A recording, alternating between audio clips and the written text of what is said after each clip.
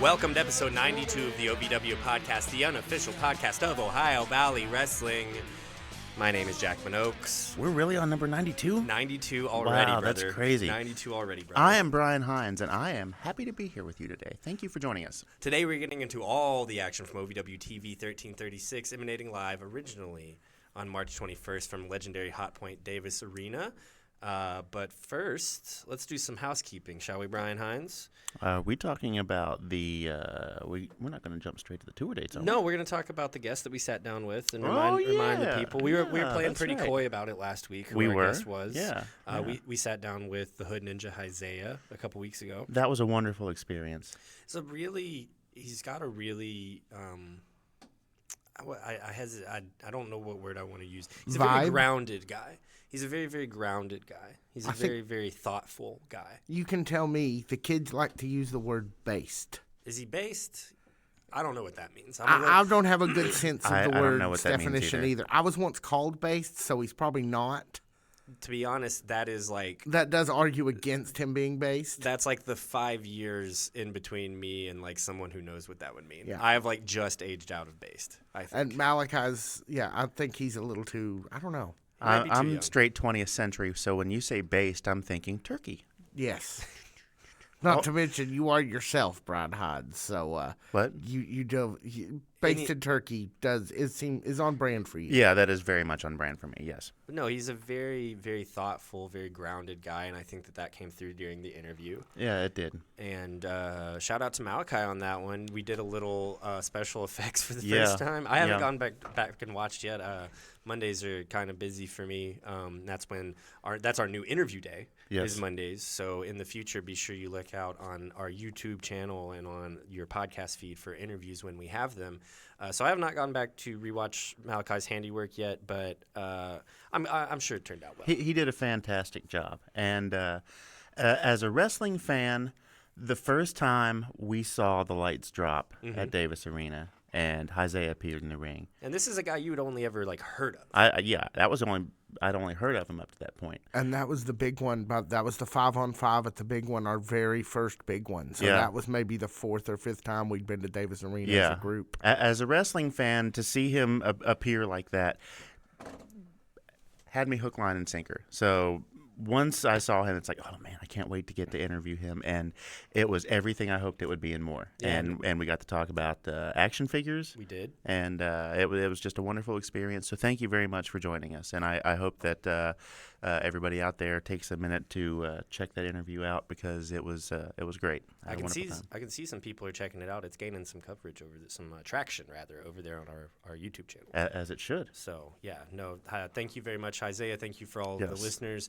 If you haven't listened to it yet, go find that interview with Isaiah. In fact, go and check out all of our back catalog of interviews. There's a lot of great stuff in there. Maybe we have a whole playlist of all of our video interviews on our YouTube channel you can go check out. Oh, do we? That's fantastic. I thought you were going to say plethora. I mean, there are a plethora of interviews, but yes, every time we upload an interview, we have a separate It goes in the episodes playlist, which is a podcast you can subscribe to there on YouTube now. As you should.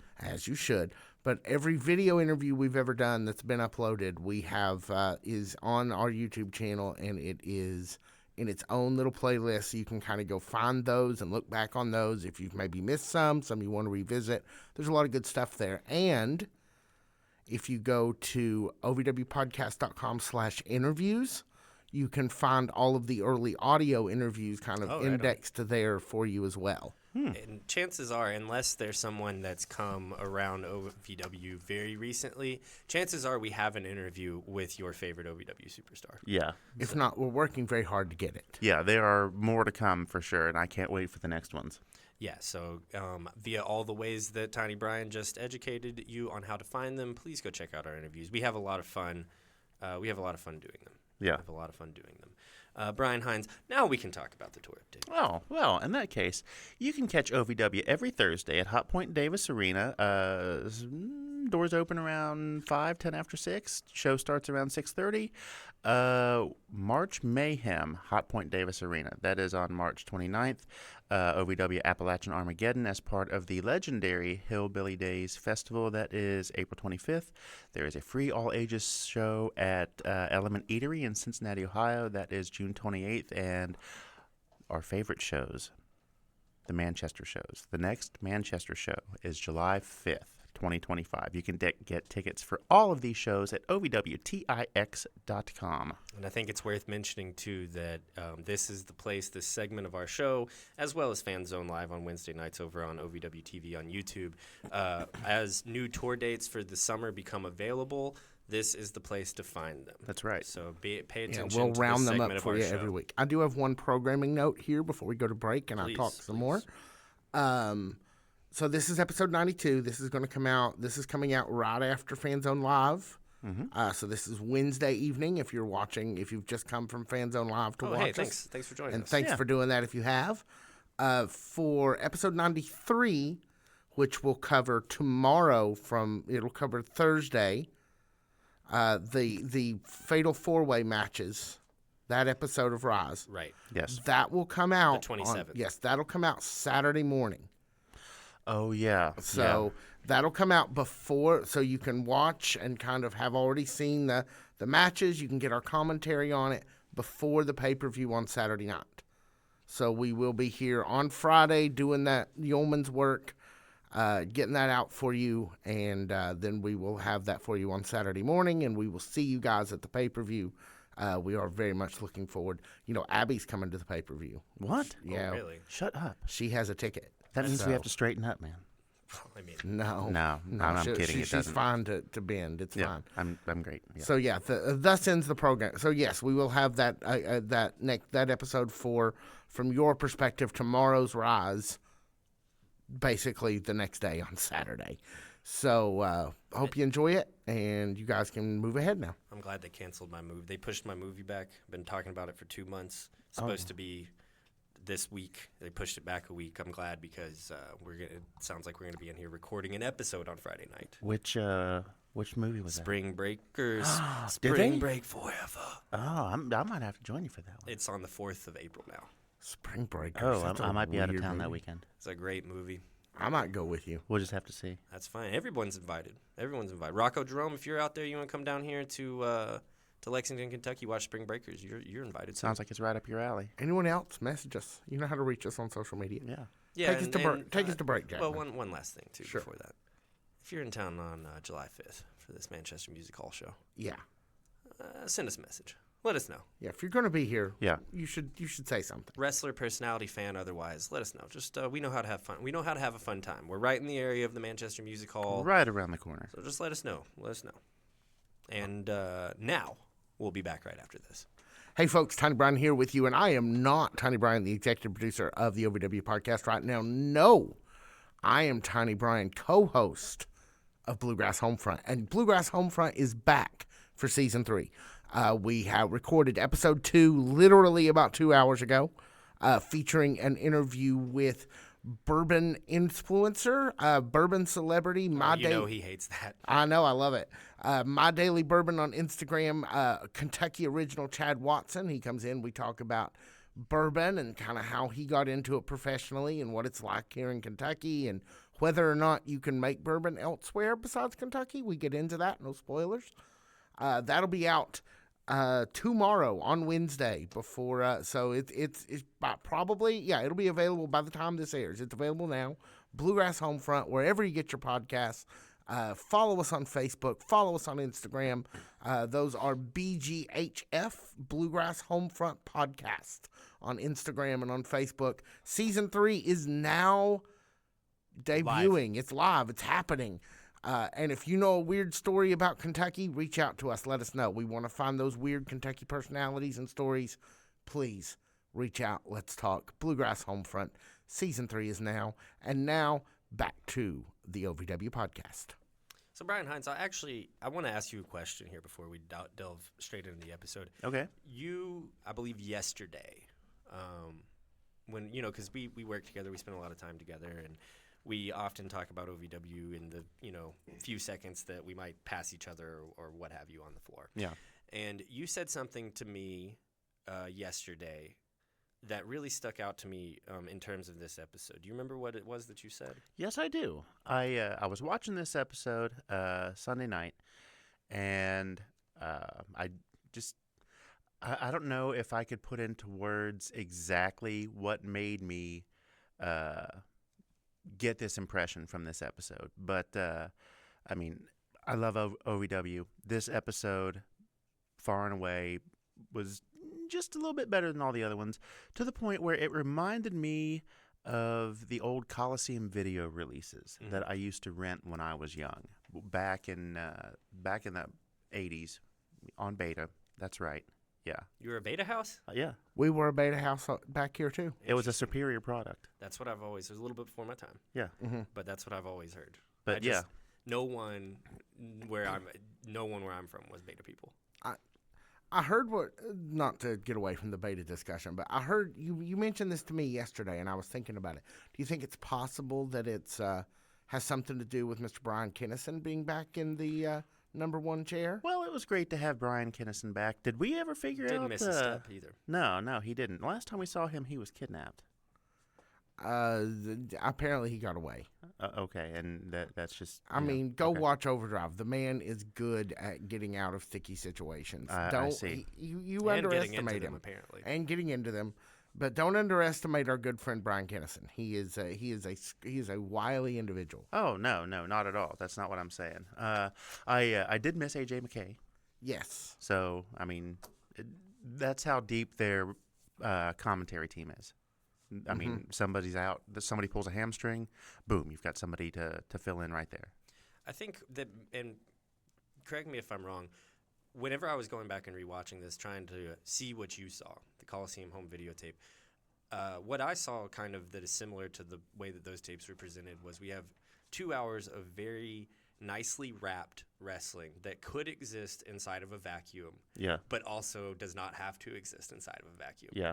Is that kind of what you were thinking? I mean, there were a lot of things. Each story was succinct in itself, but part of a bigger picture, much like the Coliseum home videos were. A lot of them were compilations. The technical directing was just a little bit better than it had in the past. Not that there was anything bad about it to begin with, but I just noticed that it was a very well put together and very polished episode. And I really appreciated that as a wrestling fan, going back for 40 years to the days of going and begging my mom to take me to the video store.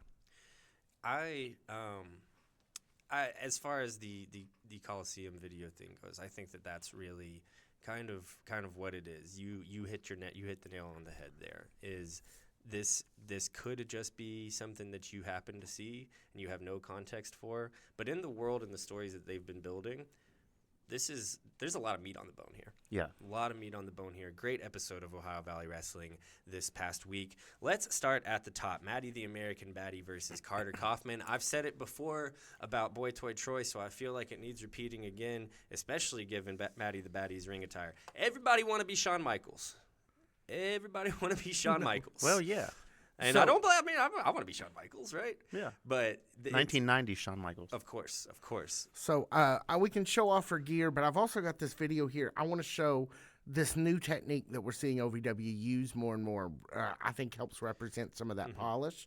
When we see Maddie's entrance here, they're taking some risks, and they're all kind of paying off. Yeah.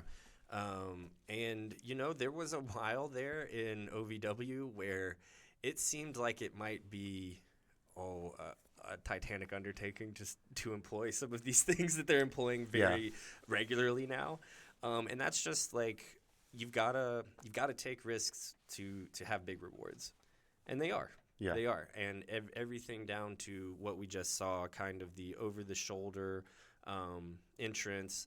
I love that. We've been seeing that more and more recently. The off-campus vignette that we'll cover. Yeah. They're taking some risks, and they're usually hitting it out of the park.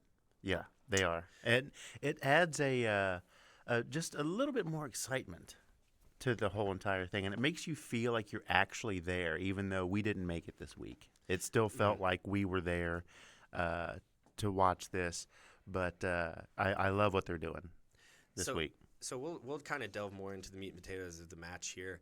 Maddie the American Baddie is a relative newcomer. Carter Kaufman, someone that we've seen a little bit more of on the roster, and someone that we've kind of started to appreciate a little bit more. Mm-hmm. She's growing every week. She's gotten a lot more confidence. The new dude review thing really helped her a lot. Good for her. And still wearing that outfit, by the way. Well, I would too. Yeah, Dude Love gave it to her. If the dude gave me some clothes, you better believe I'd be wearing them here all the time. And I kind of thought it was going to be Carter Kaufman's week, especially when we see something like this. Can we see that clip real quick? Got a reversal here. Big flying crossbody. Watch this kip up. Kind of get some elbow in there, kip up. The face right there. The facial. That's determination. That's determination, yes.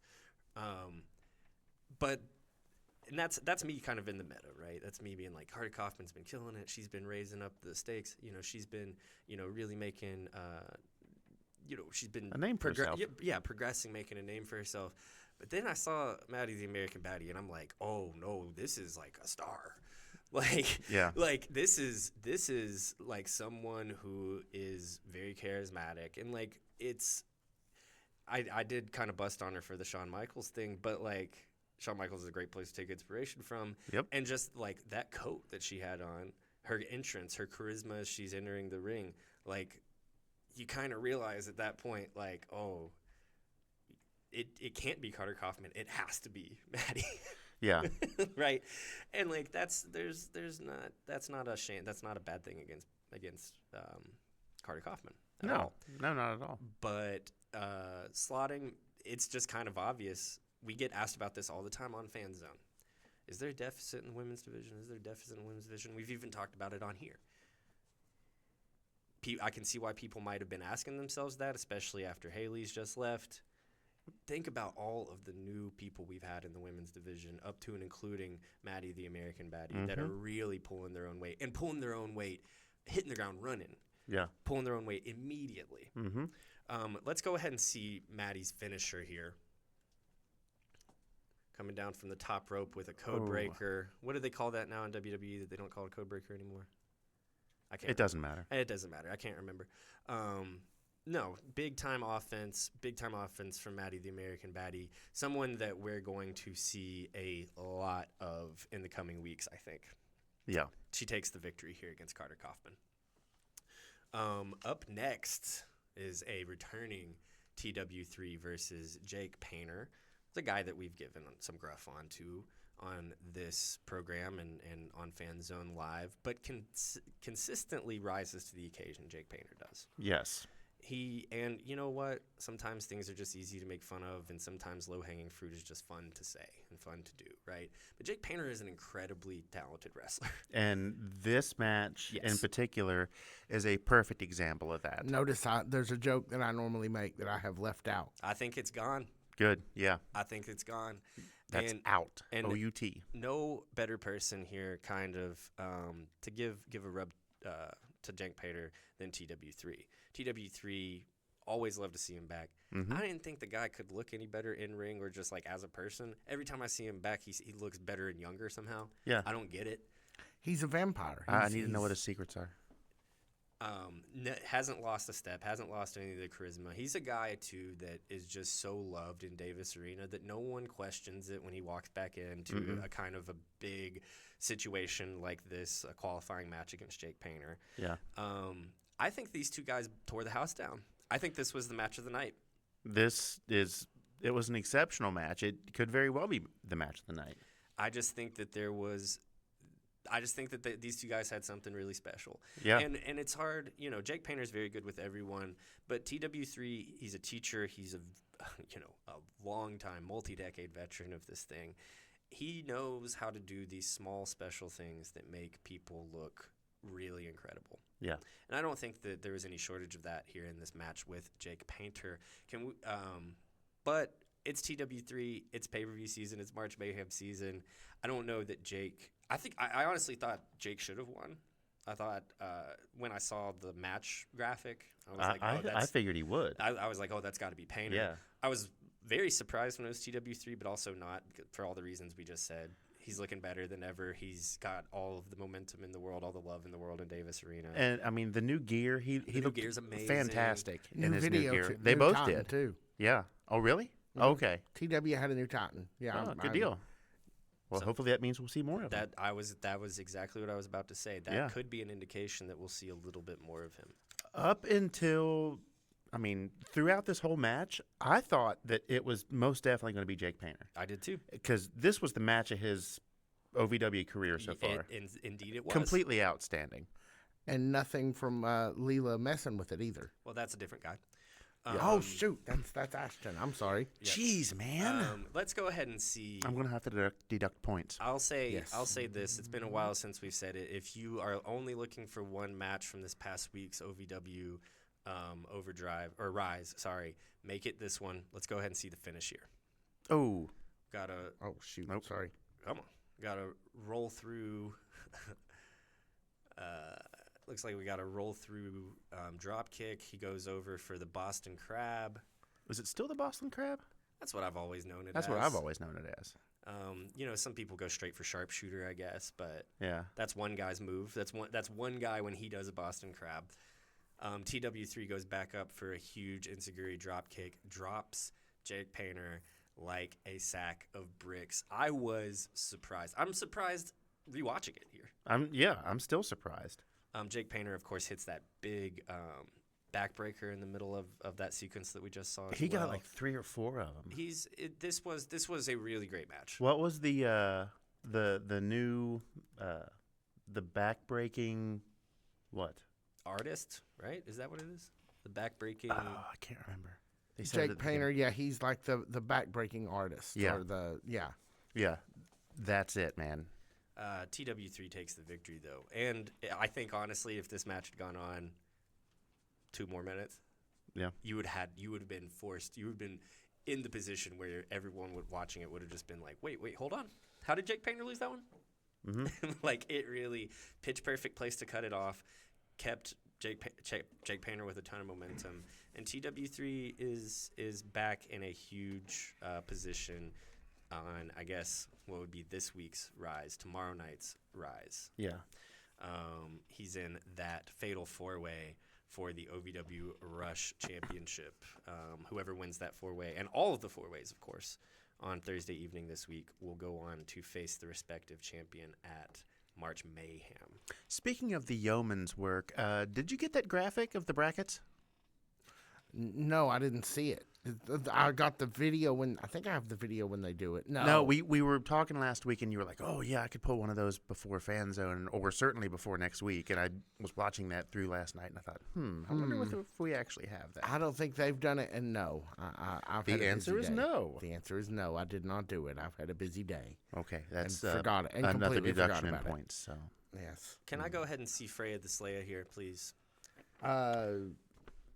Don't we want to talk about Brandon Davis and? Oh, you don't have the sketch. You don't have Freya swatting the camera.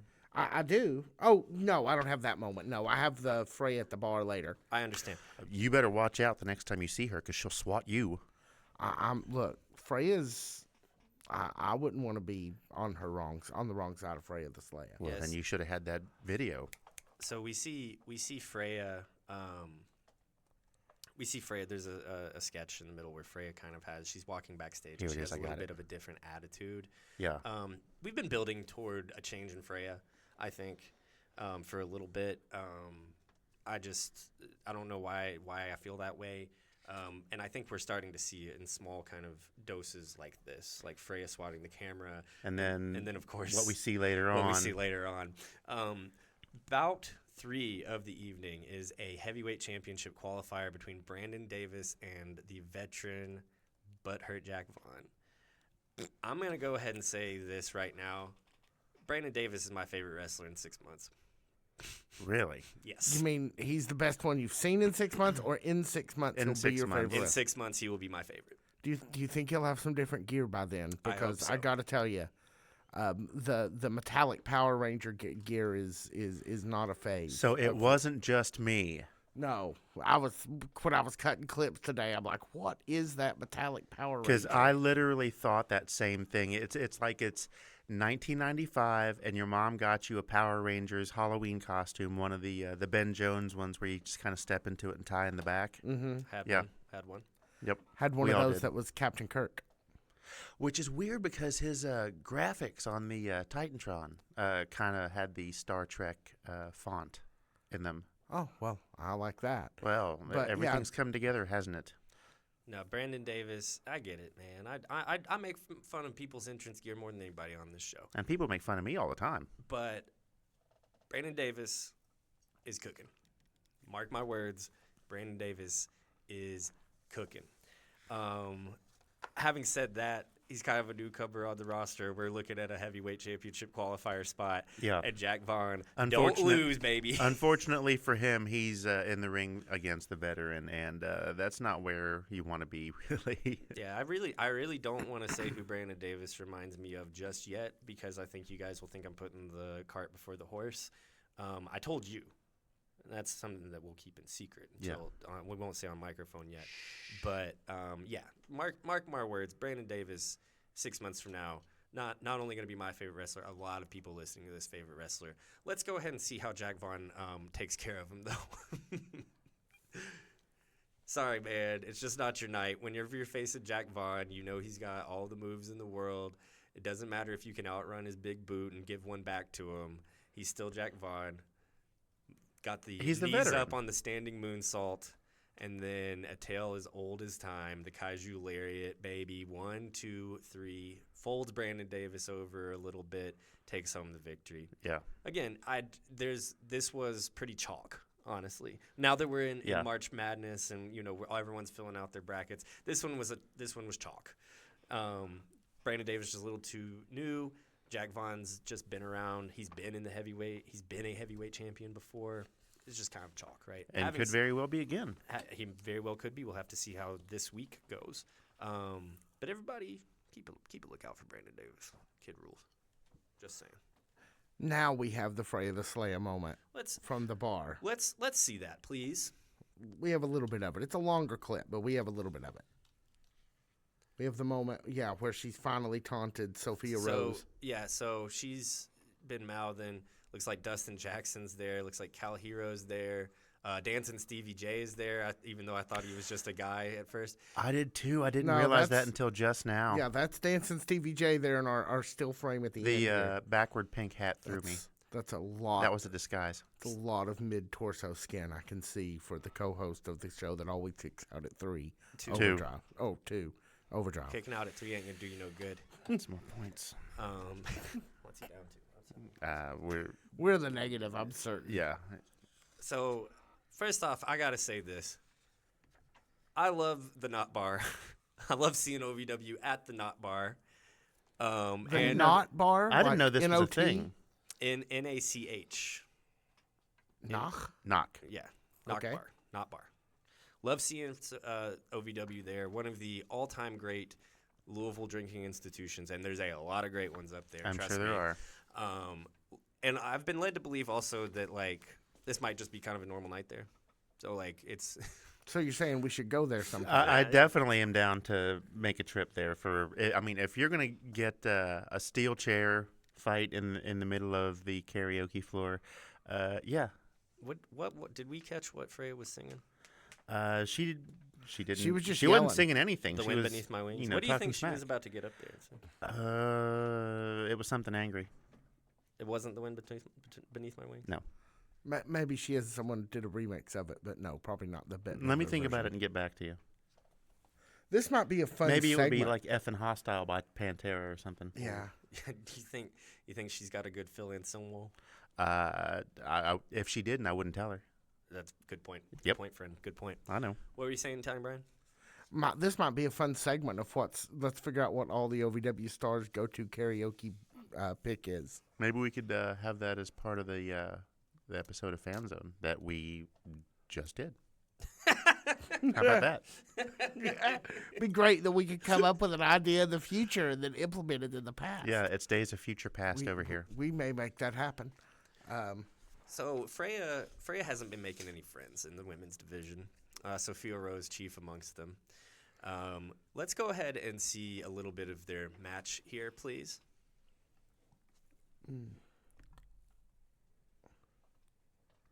Looks like Freya's going in for a front lock takeover. Then she's going up for the slam. This is probably the best rivalry in the women's division right now. Yeah. Right now, it's cooking, baby. Yeah, I love this. Just no, you're not slamming me. Sophia works her way over a side headlock. Got her legs wrapped around like a monkey, trying to take her down, trying to cut off air to her, trying to cut off her air supply. Eventually, Freya is smart enough to just say, "I know how to get out of this. I'm just I'm just going to have a seat. Yeah, that'll take care of that. Get the backbreaker in. Let's go ahead and actually, because these two girls were cooking, right? Freya and Sophia were cooking, and it seemed like every other person in the women's division wanted a plate, right? Yeah. I will. So this I will goes say on for about 2 minutes. So I didn't do the whole thing. I've got a couple of segments of this for you. I before we get into the segment, loved Sophia's big spear here. It seems like we're in SmackDown versus Raw. Yeah, it was and we're all City. we're all just stealing each other's finishing moves. Mm-hmm. And I'm here for it, baby. So let's see, Tiny Brian. Big spear, huge. She's fired up. But then the queen of the spear, J-Rod, barefoot in you her. get a spear, and you get a spear in her civilian clothes, comes out, hits Sophia Rose with the sans spear, shoes, starts kicking Sophia. The match gets thrown out. Then we see Larkin in her. Of course, she's friends with Sophia Rose, doesn't like J-Rod. We see Maddie in her. She's just trying to get any piece of business that she could possibly get. And then Leela Feist. Enters as well. Yeah, this is kind of everybody together doing the big house party. A lot of shenanigans going on here. So there's J-Rod with the big forearm strike, 5. Sophia Rose with a forearm strike of her own. So is this our fatal four-way here? Sophia, Maddie, there's 5. Larkin. Well, J-Rod would be the... Oh, yeah. And then Leela. And then Leela just wanders in. Me too. No, I loved this segment. I think it's been too long since we've just seen like a good old schmoz finish where everyone's fighting and we don't really. It's not teams necessarily. It's everybody for themselves. We all hate all of the. We all hate all of you. The only thing we needed that would have made it perfect was Al Snow at the top of the ramp trying to talk to them. Yeah, that's actually to restore some order. That's a great call. We needed ladies. We needed a good old fashioned Bad Girls Club era Al Snow coming down. Yeah, and trying and failing. Them. Yeah, that's actually you're 100% right, Tiny Brian. That is the cherry. That would have been the cherry on top to this segment. Mm-hmm. But as it was still a fantastic way to end that match and lead into this week's March Mayhem. Yeah, and I always love whenever people come from the back and they're in their civilian clothes. Yeah. That's just a small wrestling detail that I like. Like, oh, I was totally in the middle of something, so I got to come out here barefoot and whip your ass. Yeah. I just like that. I don't know. I like that. I wasn't planning on kicking your ass, but I'll make time. I'll make time. Yeah. So go back and listen. There's a cheer when J-Rod shows up. In that moment when she kind of just spears and does the stand-up, yeah, it wasn't the whole crowd, but there was a significant cheer for. I mean, the Revolution, the fan base of the Revolution is still rabid and strong in Davis Arena. It's not quite like it was 6 months ago, but you're right. There's still a significant Revolution fan base in that auditorium. Well, and if any of it has fallen off, I think probably the person that's impervious to that is J-Rod. Like, really and truly. Let's talk about the Hour 1 main event here. Actually, I want to put you in the driver's seat here because you up until now have been the only person that's talked to Jay De Niro. That's true, yeah. Well, no, that's not true. We have a full interview with Jay early on. Yes, we did. Well, yeah. But in a kayfabe context, that was that interview that you did with Jay De Niro almost 2 years ago at this point, Like upstairs, was kind of that was him saying, I don't get to talk on microphone a lot. Let me show you a little bit about who Jay De Niro is, right? Yeah, and we're just now starting to see it, and I've waited a long time for this, and I am thrilled that we are finally there. I didn't know how we were going to get there, but I mean, it's March Mayhem season, and there's gold on the line, and a guy like Jay De Niro is all about getting paid, but he's also all about the gold. Let's see the clip of Tony talking and Jay De Niro's in the Jay De Niro's waiting in the wings. Real quick. This is pretty great. This is more of that backstage camera work. Mm-hmm. But yeah, he's just chatting, saying something, and then you let a star in this ring. Hush. Look at that ominous. I'm a future champion. And then I'm on a win streak. Let's see the next clip. So I'm not sure I can actually get audio with this, but the image pretty much speaks for itself. Yeah. We see Tony Evans basically imploring Jay De Niro to make the right decision. Hey, I'm going to take care of you if you sit down, if you lay down for me. Da-da-da-da-da-da. Yeah, I put food in your 37 kids' mouths. Okay, that was a lot. That was But I love this. Just stop. And we finally get to see and Jay De Niro and hear Jay De Niro talk. And people are here for it. People are so ready for it, us two included. He said, I ain't laying down for nobody. So we see these guys go back and forth with each other. And Tony Evans, honestly, he looks a little, without his backup. A little concerned. Yeah. That's being nice. I think it's very, very, very funny for Tony Evans to continue to implore Jay De Niro to do the right thing when we've only known Jay De Niro as the right hand of doom. Yeah. You've got to think Jay De Niro this entire time as Tony Evans is flipping, flopping outside of the ring, trying to put as much distance in between him and Jay as humanly possible. You got to think Jay De Niro says, I got a right thing for you. Okay. And he does. He goes for the right hand of doom. Daniel Spencer catches it. Learning from his former bodyguard, or I guess still current bodyguard, Tony Evans pulls out a loaded glove. Yeah, everybody hit the loaded glove bar. And Daniel Spencer puts an end to that. And at the beginning of this match and all throughout commentary, the announcing team did a really good job of telling us what, Brian Hines? That this match was going to end at television time. They did, and that completely slipped my mind. And I don't think we've ever heard that called that way before. Not in the middle of a program, but they said it at the beginning of the match. This match has the remainder of TV time, and that is something that's normally saved for the end of the show. Mm-hmm. Didn't even register with me. This is the main event of hour one.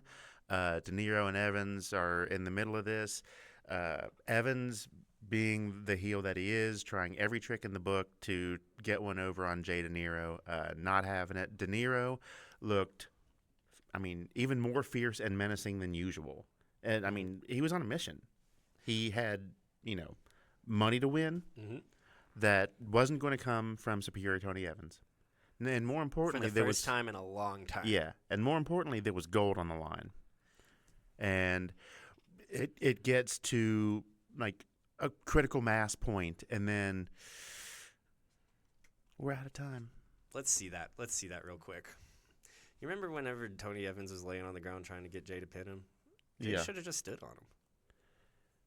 That's what I would have done. Hey, you would have grabbed his ankle and twisted him and tried to turn him over. Oh yeah, he should have done anything other than. And there it was. The bell went off. Jay De Niro, as the bell goes off, has all the momentum in the world. Yeah. Tony Evans has very, very, very little of it. Means it's very, very little. Very, very little of it. Momentum. That means these two boys still have a score to settle. Mm-hmm. That means we still have a spot in the heavyweight qualifying match. That means this ain't over, kids. That means this ain't over. I don't know what's going to happen next. I kind of would like to see another time limit draw. I would just like to see another match. I think that maybe I'm wrong. More than willing to be wrong. You can't go back to the Jay De Niro, Tony Evans package the way that it was. Not after this. No. So what's next? I don't know. I don't either. I don't want to know. I just want to sit back and watch. Because this is a story I've been waiting to see for a long time, almost 2 years now. Not just you. Everyone in that arena has been waiting for Jay De Niro to get a microphone and for Tony Evans to get some comeuppance. Mm-hmm. I mean, based on no Jay De Niro interaction at all, the crowd for 3 months chanted his name until he finally shut him up, and then he spoke. We're cooking, all right? Let's just leave it at that. We're cooking with Jay De Niro and Tony Evans. All right, did we have to turn it down to a simmer for a few days? Yeah, but we'll see. Maybe we'll bring up the heat a little bit. We'll add some more salt and some more pepper, and we'll get a whole meal out of this thing. Yeah, but I mean, if people are cheering for him now, I probably won't get yelled at if I start cheering for him again like I did at Bourbon Brawl. He did shut you up pretty quick. Yep, sure did. Shut us, but yeah, Brian and I were trying to cheer him on. He did not want to be cheered on. No. Yeah, so because he, we'll peel the back on it because we're on the unofficial show. Because he's a consummate professional and he's supposed to be playing a heel, and you guys were doing a very good job, I will say. You guys were very enthusiastic that whole night. You guys kind of were trying to play. We didn't have Mr. Joe. You guys were trying to play Joe, trying to let everyone maybe that wasn't as versed on who these people were as you guys were. Who do we boo for? Who do we cheer for? But it was kind of unclear because it was Jay De Niro versus To Get Bundles. Oh, that's a tough one. And it's like, no, you got to go. Really so I just went 50-50. You got to go To Get as the baby in that one. And I bet wrong. And I heard all about it. In no uncertain terms. Nope. I wish we had video of that. I'm surprised that we didn't. You guys were taking a lot of picture and video and stuff. Oh, yeah. I remember I was off to the side. I saw it happen. Yeah, so in a time where there's a lot of stuff on the table, a lot of questions to be asked, I think that this one is probably the biggest one. Is what's next? Yeah. Let's talk about the tag team qualifying match, bout 6 of the evening. Brian Hines. Hour 2, first thing. Mm-hmm. That would be AJZ and Leo Fox representing the Revolution versus Showtime Shanklin and Justice Davis, Iceman Justice Davis. Yeah, they come out. I think Davis is holding a bracket. Showtime's got the cut. Was it the one that we were supposed to have tonight? Down. Yeah, he's got the. It might have been. Maybe yeah. Davis has it actually. We should have just asked him for it. Oh yeah. Okay. Maybe we can get it. Yeah, he has the customary net cut down from like when you win the NCAA championship. I loved that. Great stuff. Yeah. Great stuff. Back to small stuff making a huge difference. Mm-hmm. Just a small thing like that with Showtime. Like, we know this is a guy that's been working a lot on his confidence. We know that Justice Davis has helped a lot with his Absolutely. confidence. Small things like that, I actually smiled. I did smiled whenever I saw them make their entrance. Yeah, I really enjoyed that entrance from those guys, so congratulations. A lot of chemistry between those two guys. Unfortunately... Well, let's not cut to the end too soon. Well, no, we're not cutting straight to the end too soon, but like... I love the confidence of them walking to the ring. He's wearing the net. They've got the bracket. He's got the compression sleeves on. He's got the golden ball. Oh, I did the golden ball's a great... that's the one he brought by here. Yeah. It's just... I say unfortunately because... Justice Davis and Showtime Shanklin are still kind of young, and they're still kind of working on their bodies, and they're trying to put on weight, and they're trying to put on muscle. And then you got Leo Fox and AJZ who have the opposite problem. Yeah. Just two actual hosses of a guy, of dudes, rather. And let's go ahead and see some of this match. Let's see Shanklin on defense here. Is Shanklin wearing new gear? No, that's Justice. They're wearing matching gear. Oh, so they are. Yeah, we heard about that, but we hadn't seen it. I love it. Looks great. I love the matching gear. The colorway on it's fantastic. Yeah. And it represents both of them evenly. See, look at Shanklin doing so well. Shanklin goes up for a crossbody, gets held onto, gets dropped. Holds his own against AJZ. Lands on his feet. Slap. Yeah. Goes for a big chop on AJZ. I'm a little behind. And then we see Shanklin with like kind of a rolling elbow, taking AJZ to the ground. Shanklin goes straight to the top. Ton of confidence from the kid. Big missile kick off drop the kick. top rope. Big missile drop kick. Smart to go for the pin. AJZ is just too powerful, man. Yeah.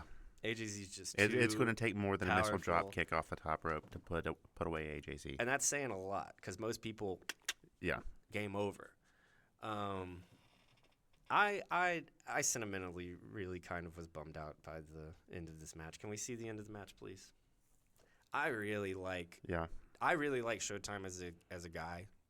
I do too.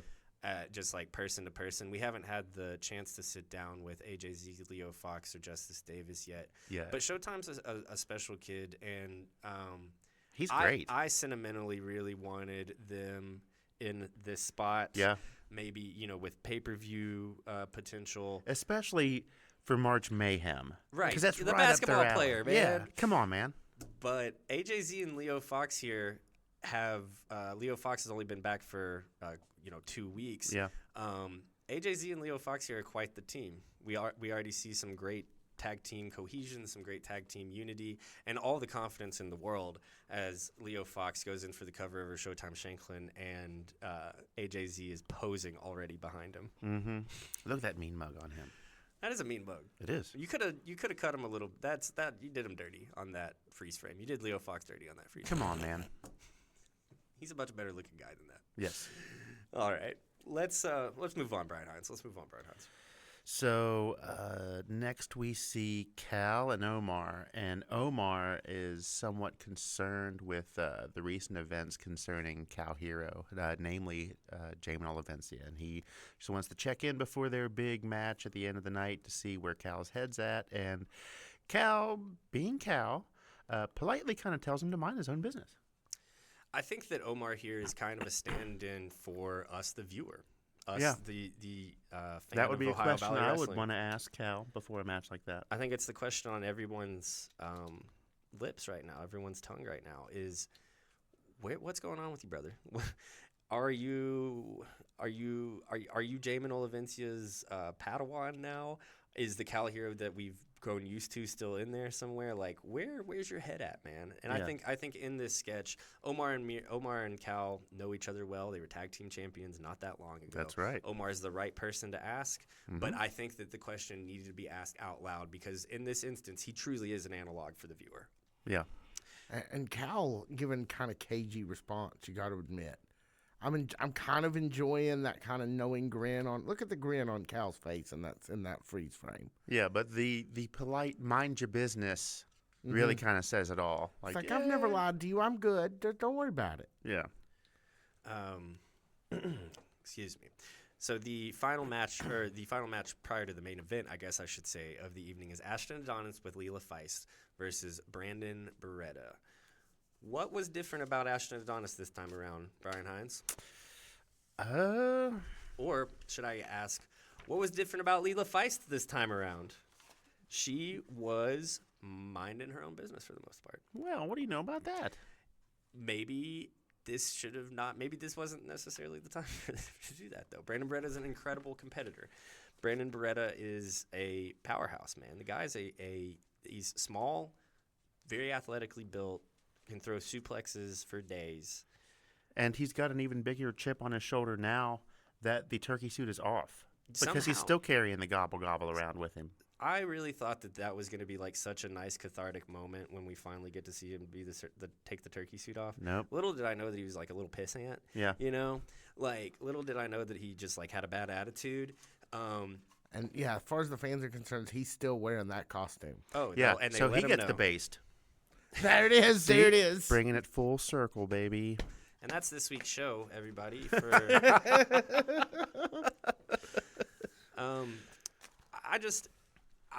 I'm the one that sat and said, "Oh, Leela Feist, what does she do? What is she adding to this package? All she's doing is getting Ashton Adonis in trouble." The one time that he kind of needs the help. She's nowhere to be found. Based on how things have gone up to this point, I can see not wanting to jump in and lend a hand. Well, and for what it's worth, I really do think that Ashton Adonis can kind of stand on his own. I like the pairing of them. Yeah. A lot, but I do think Ashton Adonis should be, when he gets wins, they should be decisive wins. I don't necessarily, I don't want to see him in that manager cheats for me, we walk away with the victory role. I just there's just something that doesn't yell that about him and Leela to me. No, he can definitely stand on his own 2 feet. And if he can keep from tripping over him. And we can go ahead and see the finish here. Brandon Beretta with the fisherman's suplex. A lot of times, got to hand it to Dallas Edwards here, really keeping on these two boys, more specifically Brandon Beretta. Lots of opportunities during this match where Brandon Beretta should have been disqualified or came very close to getting disqualified. Dallas was keeping on top of him. But the fisherman's suplex with his hands are cupped behind him, that's over with, man. Very reminiscent of Mr. Perfect, Kurt Hennig from back in my day. Yeah, man, the Perfect Plex. Mm-hmm. Baby. That's right. Mr. Perfect, man, is so, like, I've seen all the old wrestling, right? You've seen a ton of the old wrestling. Oh, yeah. I grew up on it. There's still something about Mr. Perfect. When I watch him, I'm just like, how? Like, how are you that so good? Good. How are you actually, like, that good? I was even watching some stuff, like, I think from the 80s, where his, it was territory stuff. And his timing was just, like, so stupid good. And he was young. He was on the younger side of things. You know, he's very early on in his career. And his timing and his athleticism was still just, like, unparalleled. Yeah. Perfect's the man. Yeah, he most definitely was. He was one of my favorites. And he was a collegiate wrestler, too, wasn't he? I wouldn't be surprised. I know that in wrestling terms, he was quite the ribber. He loved the practical jokes. That's what I've always heard. I wasn't there.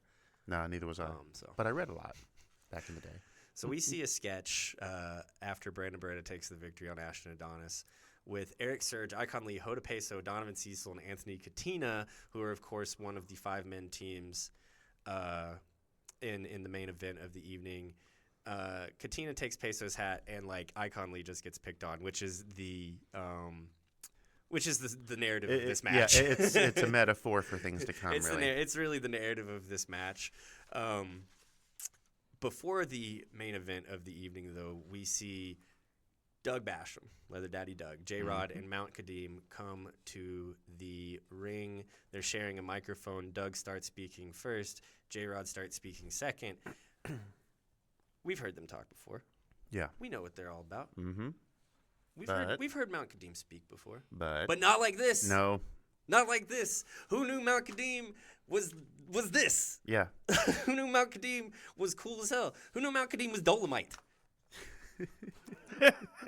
Not me. What was it you said? Who's ready to work? Because I'm handing out 1099s. I'm that was fantastic, dude. Who knew Mount Kadeem had bars? Yeah. Not me. I love seeing this from Mount Kadeem. Mm-hmm. I don't care who he's up against Saturday. I don't want him to lose. Yeah, I want more of this. I want more of this. Yeah, precisely. I want more of this out of Mount Kadeem. We've been a big fan of him before. He's incredibly impressive, man. He's an incredibly impressive specimen. He's a great wrestler. I've never seen somebody run from pillar to pillar with the amount of speed that he does, especially at that size. Yeah. And now I know he's got a promo. Yeah. Please, sir, I want some more. Yeah, no, just keep the belt on Mount Kadeem forever, and as far as I'm concerned. Just let him get out there and talk smack once a week. Yes, once a week, let Mount Kadeem talk smack. Hopefully he's got some more jokes. I'm a little afraid that he might have run through them all in one night. But that's okay, baby. We can write more jokes. Yeah, please. We've been talking about this for a while. We would love a segment where an OVW personality has a without lack of a better term, a Piper's Pit sort of segment. I think we found our guy, man. I'd love to see this every week. Mount Kadeem is I didn't know how much I loved you until this moment. Mm-hmm. Brandon Davis is my favorite wrestler in 6 months. Mount Kadeem should have been my favorite wrestler 6 months ago. Yeah. Just saying. I was so blown away. Elated is the word that I will use. There was a whole other level to Mount Kadeem. Yes. Well, and week. We saw it a couple weeks ago with the pre-taped thing, but it's just different. It's different when it's live in mic, no nets, no redos. And there's been a feeling like they've been protecting Kadeem. Definitely. The first couple times he spoke, they literally had the crowd revved up enough that you could not hear a word the man was saying. So do we have this segment? Can we pull this clip? No, we don't. I don't have one of these clips. It is floating all around have to subtract Instagram. some more points. It is floating all around Instagram. We were not the only people who loved this segment. Other people did too. Other people chopped this thing Let's down. clip it and rip it. Yeah, other people are sharing this. If it's not hard to find, is all I'm saying. It's not hard to find. Mount Kadeem having bars is not hard to find out there. Good stuff, man. Good stuff from Mount Kadeem. I love it. I love it so much. All right. Final match of the evening. 10-man tag. So the last time on Fan Zone, we had Eric Cornish. You know, he's a good guy. Good guy. And Voice of the Valley. we had lovely Linda Kay. We did. And they started to tell us a little bit about the stipulations for this last match, but they weren't authorized to do that, and that was the official show. Right. So, I mean, you have to play by the official rules, but now we know what they were trying to tell us. And that was the team that wins in the main event, the members of that team all get to enter into their respective matches later. Is that right? That's from what I can piece together. Okay. Yes. Yeah, they said it a couple times. I'm pretty sure that's what they were. It's something to that effect. For, it's yes. not the standard. Bell rings 4 people in. Yeah, it's more of a staggered start.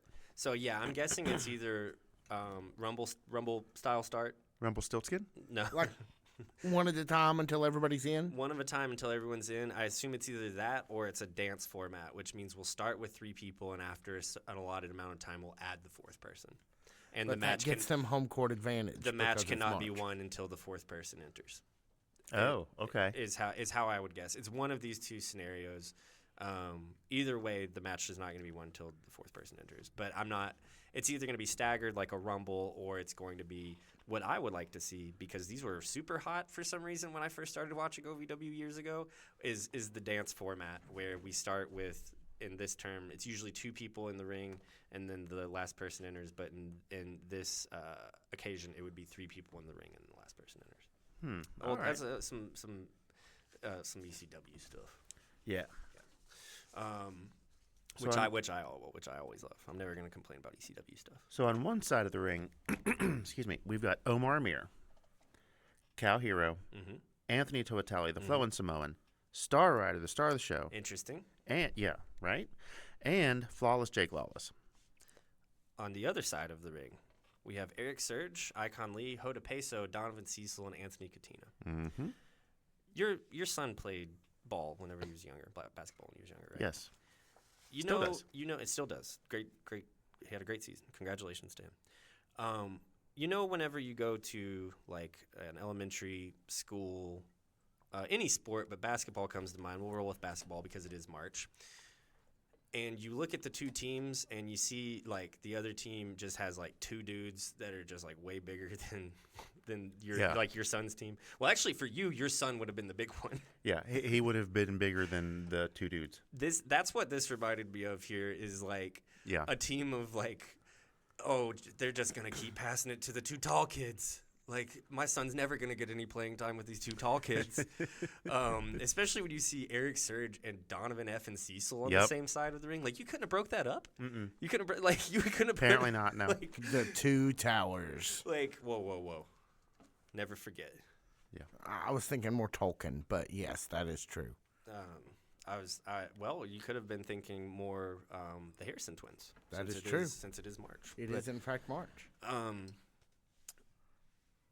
The little did I know, 10-man tag, right? Big time. Love these big party matches like this, right? Yeah, they're always fun. And you've got like 10 of your biggest shooters from the bench here. Like, you've got 10 of your top guys here in this thing, right? 9 of them. Little did I know that this was going to be the coming out party for like the new Donovan Cecil. Yeah, who knew? Like, Donovan Cecil.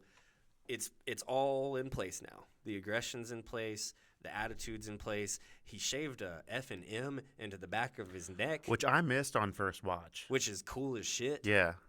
And he's the transformation's there. Like, he's a brand new guy. whenever he goes and makes the first tag onto Icon Lee and he chops him. That's great. I don't know if I've ever seen anything like that before. In fact, I hope this was the first time I saw it because it said volumes. It yelled volumes about where Donovan Cecil is at now and who he is now, who this character is now. Yeah. Let's go ahead and see. Can we see actually Donovan throwing people around the ring, please? Okay, I'm going to have to skip the one that comes before that because I did have an Anthony. Well, we can go ahead and see Katina on offense here. The thing that got me about this match is to me, it didn't there was no rhyme or reason to who was on either team. Mm-hmm. And that was the thing I liked the most. It was very random. I mean, how often do you see Cal Hero and Star Rider on a team? Precisely, yes. It really had and I'm going to go way back to WrestleMania 2, like that Battle Royal in WrestleMania 2 where it was half WWF superstars and it was like half professional football players. Yeah. And it's like they really didn't have any business being there, but the whole thing together worked. And this kind of had that vibe. Maybe that's part of the reason why it had a Coliseum home video vibe for me, because that is straight out of the Coliseum home video era. This would have been a main event of a Coliseum home video. Yeah. And because this would have been the excuse for them not to show you as singles, but tell you all of your favorite stars are inside. Yes, yes, They're exactly. all in one match. Yeah, they're all in one match. You go to the video store, you look at the back of the box, you're like, oh man, Iron Sheik's on here, Andre the Giant, Junkyard Dog, and like Magnificent Morocco, and just all these people. It's like, oh man, what kind of matches are we going to see? And then you get like 3 really big Paramount matches, and then you get a match like this. Yep. And I am all about it. Well, and you touched on kind of the most interesting point of this thing is that Star Rider's he's on the team with all the baby faces. Right.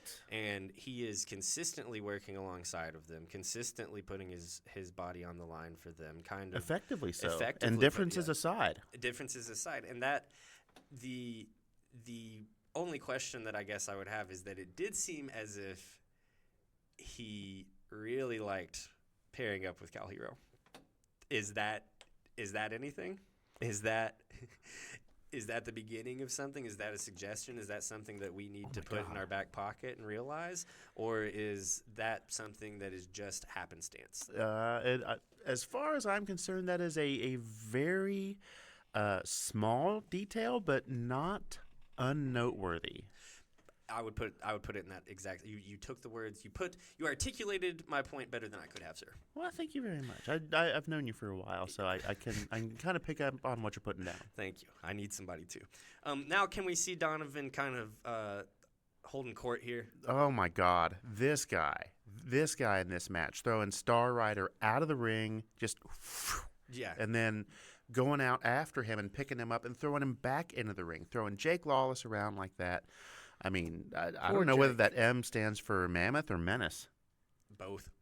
Yes. In this current iteration of Donovan Cecil, it stands for both. Menacing. Let's go ahead and see Icon here. It like we said during the vignette, the entire kind of point of this match was that everyone hates Icon Lee. Yeah, there was a TV show back in the day called Everybody Hates Chris. There is. And OVW, it's Everybody Hates Icon. The amount of joy that I got from the sequence that we just saw, where like, okay, so in our wrestling heads, we know that like the small guy's supposed to go over the top. Yeah. Or the big guy's supposed to pick the small guy up when everyone's on the outside and throw him over. Like, as wrestling fans, we know that. Icon Lee trying to like team up with Eric Surge to be like, no, either pick me up or I'll go after them, one or the other. Eric Surge is just like, actually, I'll just do it. Yeah. I'll just do it, which leaves Icon Lee alone, kind of standing tall above everyone and like thinking that the world is his oyster, or that like everyone's a sheep or something. I don't know, whatever Icon Lee says.